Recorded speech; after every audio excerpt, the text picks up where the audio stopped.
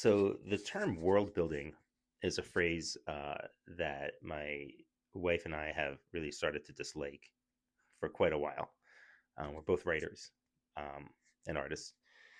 And I think originally we disliked the term world building because we noticed in classes that she was teaching at PSU with Brian Bendis, a lot of young writers were so enamored by the world building stuff that it actually seemed to stop them from just writing. Like they're so concentrating on this term that actually stops them from concentrating on character and plot and just executing the writing because they're sort of building stuff.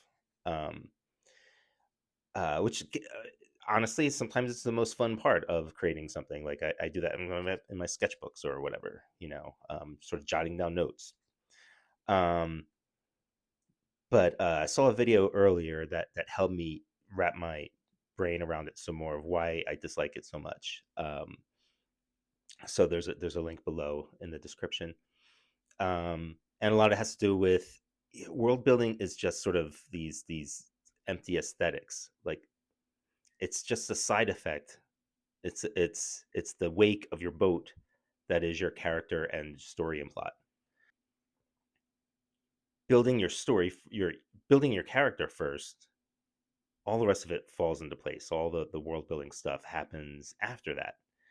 Your character should inform your world, and then your world informs your character because it's not a real thing. It's something you're creating from scratch. The world can environment and stuff like that can inform who we are as people, right? But this is fiction and you're creating something. So therefore the world that you create really comes after the character you create. In the best case scenario, your character description is also your world description.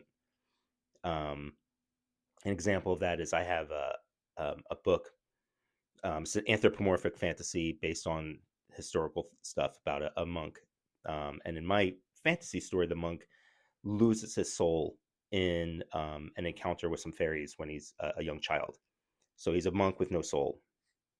So there he is in the world, this medieval world where there's plague and there's war and stuff.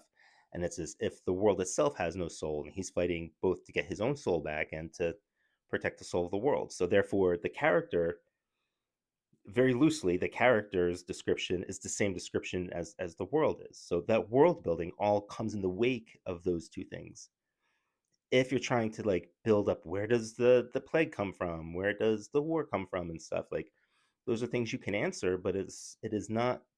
That is the cart before the horse situation.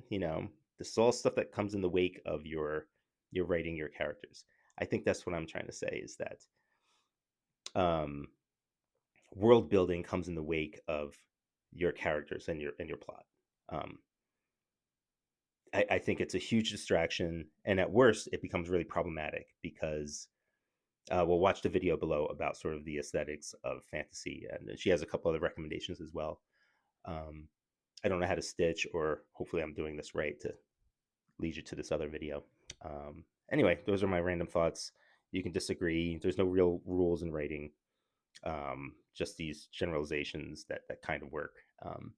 And this is what works for me and why I dislike the term world building.